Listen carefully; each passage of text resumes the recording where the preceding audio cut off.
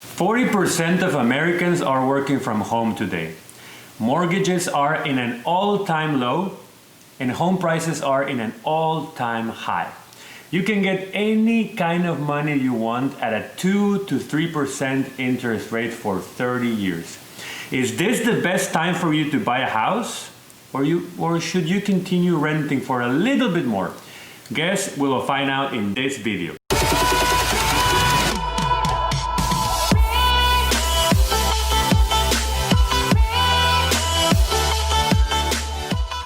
Hi there, this is Jaime Shekaiban. Welcome to your channel, The Foreigner in America. And today's topic is a very interesting one and one that people have commented about, so I want to make this video for you. A lot of people right now are tempted by the economy to just go out and get a house. And they want to get the biggest house they can afford.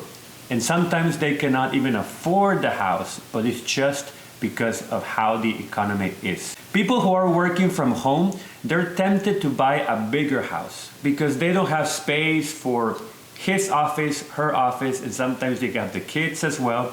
So it's not the perfect scenario. The housing market may be soaring with information, but short-term thinking. You don't know if your bosses are gonna keep this work from home policy permanent and how long you're gonna be at your job. You may come up buying when inventory is so low and prices are so high. And you know what? A lot of people have been interviewed whether or not they regret buying a house since March of 2020 till today. And you know what? A lot of people are regretting their decision of buying right now. Why? One, there's a lot of houses popping up in the market with better prices. Two, the price of the house they got was not the best. And three, the interest rate that they got was not the best as well.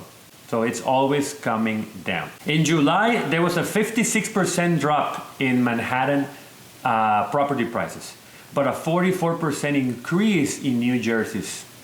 So this means people are moving out of big cities and incomes are lower. You know, unemployment is still at a whopping 14%. Buying a home in a seller's market is not a good idea.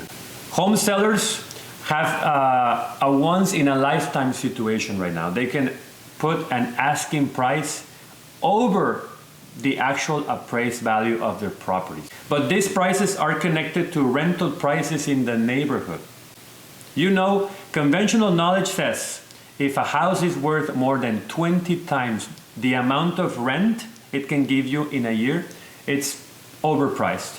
And if you do that math, that's 0.41% of monthly rent over asking price. That's insane.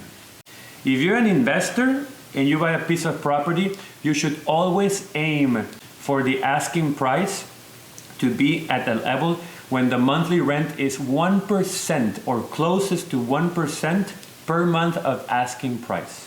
And you can tell me, Jaime, you're crazy. Where are you gonna get a property that pays a 1% per month of asking price? well, just move out of your city. If a property is, let's say, $300,000, you should be able to rent it to closest to $3,000 per month. Remember, you have to pay property management, mortgage, escrow, maintenance, and vacancy, and still come out cash flow positive. That's a good investment. If you cannot get that with your investment property, then don't buy it, don't bother. Get that money into a portfolio of diversified low-cost index funds. Owning a home is beneficial over renting if these four things happen. One, your home appreciates more than having a diversified portfolio of low-cost index funds. Two, if you are planning to keep your primary source of income intact. And I have a previous video about the streams of income, which is a very good one, and I want to link it below so you can check it out. Three, if you have to move. Buying a house and then moving is terrible. Just the amount of time and money and energy you're gonna put into selling your property and paying all the fees, and then buying a different property elsewhere and the taxes. If you have to move, do not buy right now. And four, if your marriage lasts. I will always recommend that you buy versus rent. But right now is not the best time to do it. We are in a brink of collapse of the real estate market. Why? Because the government is subsidizing everything. It's giving people unemployment benefits way over normal. They've given stimulus checks twice now, and they're planning to give a third one probably in final bill. And they're not allowing foreclosures, and they're not allowing evictions, which is very important. What do you think will happen when the elections go through, whoever wins, and they want to reopen the economy? You're right. Unemployment levels will go back to normal. That means people are going to get $600 to $800 per month of unemployment only. And that's not enough to pay a rent in most of the cases. There will be no stimulus, and they will allow evictions. Once they allow evictions, you know lawyers are going to get very rich, but millions of people are going to be kicked out of their residences. There are going to be a lot of vacant houses and a lot of vacant apartments. You know what will happen with prices? Of course, they will sink. So if you know that prices are going to go down, if you know that right now you're in a seller's market, why buy right now? Wait a little bit. Are you in a hurry? Jaime, I'm renting, I'm losing my money, I'm throwing it away. I need to put it toward equity, not pay someone else's mortgage. I understand, but right now my advice is wait from now till the end of the year so prices stabilize. Evictions come through, unemployment benefits go away, people get back to work. And once you see what happens with property prices and what happens with the real estate market, then you can go out and hunt for a good deal and get your place. And if you are renting and your lease is gonna be up, well, go for month over month. Negotiate. If you cannot negotiate, then change to a different place. Always you can get a shorter lease, like 6 to 9 months, if you don't want to go for a full year. I mean, make good use of your amenities, your pool, your maintenance, all the good stuff that you have. Use it a little bit more. Trust me, you will not regret it. Now it's time for you to hold on to your money. Not give it away in a down payment and then on top of that, get a 30-year debt obligation that you might not be able to pay. Now, if you're an investor looking for deals, this is not the right time to buy either. Keep your money safe in a high-yield savings account or a bond for at least 6 months and see how the market behaves. Buying when mortgage rates are down is a great idea. The problem is why they are down in the first place. Right now, we're in the middle of a pandemic, something that's never occurred before in America. Pandemics have happened, but they haven't shut down the economy like this one. And you have something that is called eviction that is not happening. So a lot of people are not paying their rents, and landlords cannot kick them out. So this is a bomb almost ready to explode. Now, if you have a house to sell or an apartment to sell, do it now. Here in Houston, for example, people put their house on sale and they get 5 offers.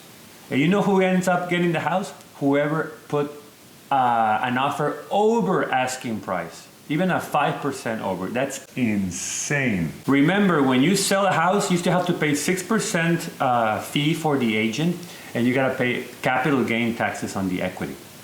But right now, if you sell it at a good price, you can make up for most of it. So don't wait. Things are gonna change in January into a buyer's market. Whenever it's a buyer's market and you sell your place, you're gonna lose money. Now let me give you the foreigner insight for this video, so stay with me. This is very interesting. You as a foreigner need to understand a lot of things before you buy a house. As long as you have your money in place, you're saving 20% or more every month, investing, keeping things simple, you're in a good spot. When you move to a different country or you move to a different city, you first have to realize where you're gonna live. You have to know different areas, pros and cons, because you will not know a city.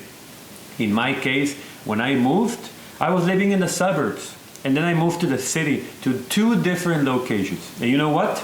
I don't like any of the three. But now I understand, and now I know where I want to live. So now it's a good time for me to start looking.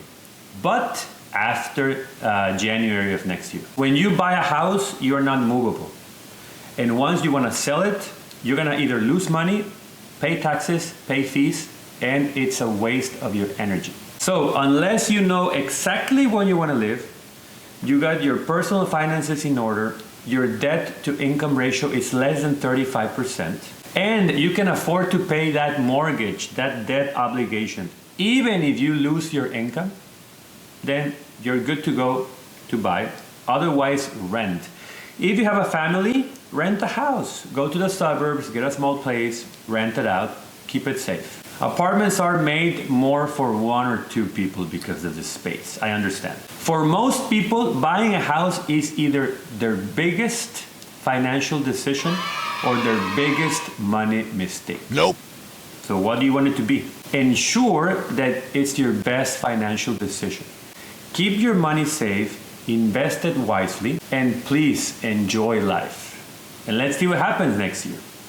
If you like this video, please give me a like, subscribe, and hit the notification bell so you don't lose any of my Monday videos.